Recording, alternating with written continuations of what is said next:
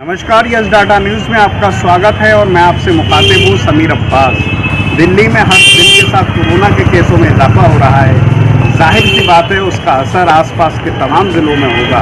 और अगर हम दिल्ली से लखनऊ के दरमियान सबसे बड़ा शहर को बात करें, सबसे बड़े ज़िले की बात करें तो वो बरेली आता है, जिसकी आबादी तकरीबन 12 लाख से ऊपर हो चुकी है।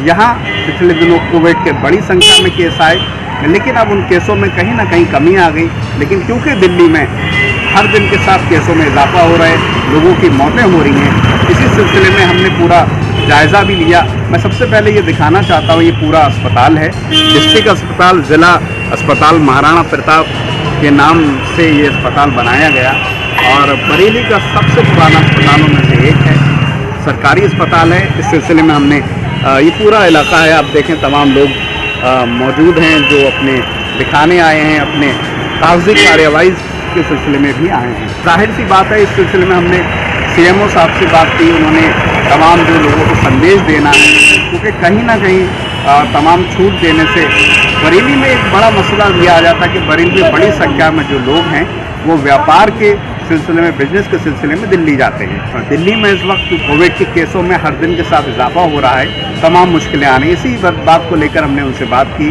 उन्होंने संदेश दिया और ये संदेश यही था कि लोग अपनी हिफाजत करें और एक बार फिर जिस तरह से कोविड को रोकने में बरेली कामयाब हुआ, उसी को आगे बढ़ाते रहें। दिल्ली में क्योंकि हर वक्त के साथ, हर दिन के साथ कोविड के केस बढ़ रहे हैं, कोरोना के केस बढ़ रहे हैं, इससे कहीं ना कहीं बरेली में भी एक दहशत का माहौल है।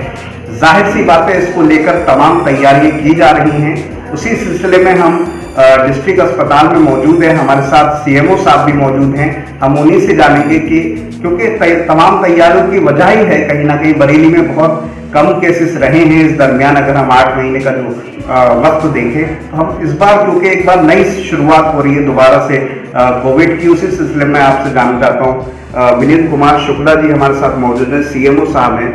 इस बार जो एक नए ढंग से एक बार शुरुआत हो रही है, एक तो पहले मैं चाहता हूँ सर एक संदेश दें आप लोगों को, जिससे कहीं ना कहीं जनता में जो बरेली की है या आसपास की है उनको इससे बचा जा सके।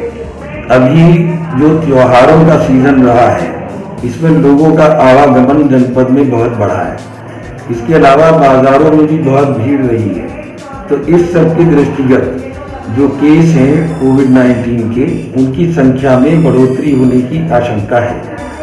दिल्ली से लोग जो आ जा रहे हैं, उनके कारण भी संक्रमण में वृद्धि होने की आशंका है। इसके दृष्टिगत मैं बार बार लोगों से अपील कर रहा हूँ कि जो भी लोग दिल्ली से आ रहे हैं अथवा दिल्ली के आसपास के क्षेत्र से आ रहे हैं, वो अपना कोविड टेस्ट अवश्य करा लें।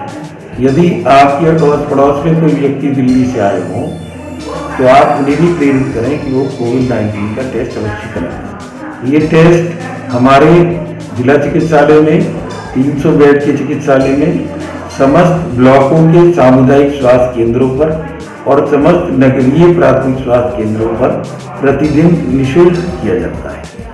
इसके अतिरिक्त विशेष सावधानी की आवश्यकता है, क्योंकि संक्रमण में वृद्धि की आशंका है, तो विशेष सावधानी की आवश्यकता है।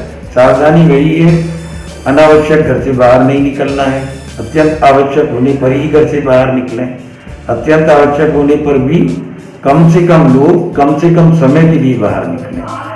बार बार हाथों को धोएं, हाथों को चेहरे पर न ले जाएं। जब बाहर निकलें तो कम से कम 2 गज की दूरी प्रत्येक व्यक्ति से बनाकर रखें। मास्क का प्रयोग करें।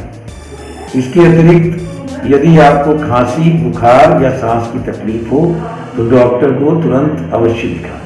इन सब बातों का अनुसरण करने से बीमारी पर नियंत्रण पाया जा सकता है। सर, मैं आखिरी सवाल आपसे ये है कि सर जाहिर सी बात है कि व्यापार, क्योंकि गवर्नमेंट ने तमाम चीज़ें में छूट दे दी, खुल गए, और उससे कहीं ना कहीं आपने जो अपनी स्तर से कोशिशें की हैं अब तक लगातार दिखती भी हैं जो ज़मीनी स्तर पर हैं, लेकिन इस खुलने से लगातार व्यापार बढ़ गया, लोगों का आना जाना तेज़ी से बढ़ा है दिल्ली से, क्योंकि बड़ी संख्या में बरेली से लोग व्यापार के सिलसिले में जाते आते रहते हैं। तो इस बार क्योंकि दोबारा से बैक हुआ है कोरोना, दिल्ली में केसेस बढ़ रहे हैं, 100 से ज़्यादा मौतें हो रही हैं, उस सिलसिले में क्या किस तरह की तैयारी आपकी होगी? देखिए, जीवन में प्रत्येक गतिविधि महत्वपूर्ण है। किसी भी गतिविधि को आप सदैव के लिए बंद नहीं कर सकते हैं। तो जीवन तो चलेगा और सभी गतिविधियां भी चलेंगी, लेकिन आतंकित नहीं होना है, सावधानी बरतना है। हम लोग क्या कर रहे हैं कि एक तो अधिक से अधिक संख्या में हम सैंपलिंग करते हैं। 3000 से 3500 प्रतिदिन हम लोग सैंपलिंग कर रहे हैं।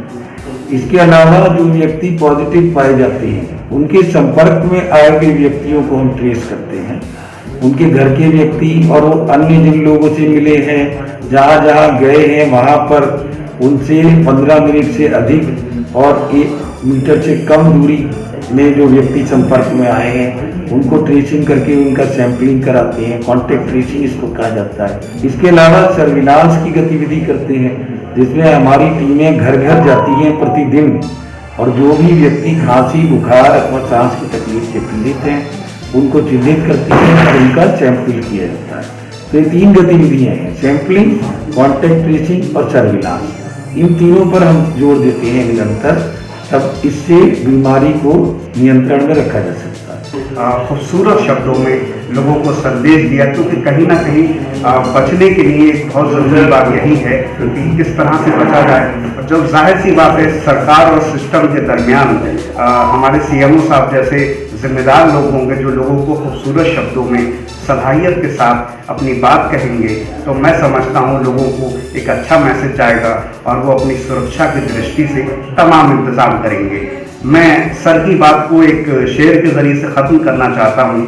मैंने तुम्हें आवाज़ दी है बड़े नाज के साथ, तुम भी आवाज़ मिला दो मेरी आवाज़ के साथ। और जाहिर सी बात है, सर ने एक संदेश दिया है पूरी बरेली की आवाम को, ताकि वो अपनी सुरक्षा करें और अपने साथ साथ अपने परिवार की, अपने मोहल्ले की और अपने कस्बे की सुरक्षा करें। फिलहाल इन तमाम बातों के साथ मैं समीर अब्बास, कैमरामैन सरताज हुसैन के साथ यस डाटा न्यूज़ से।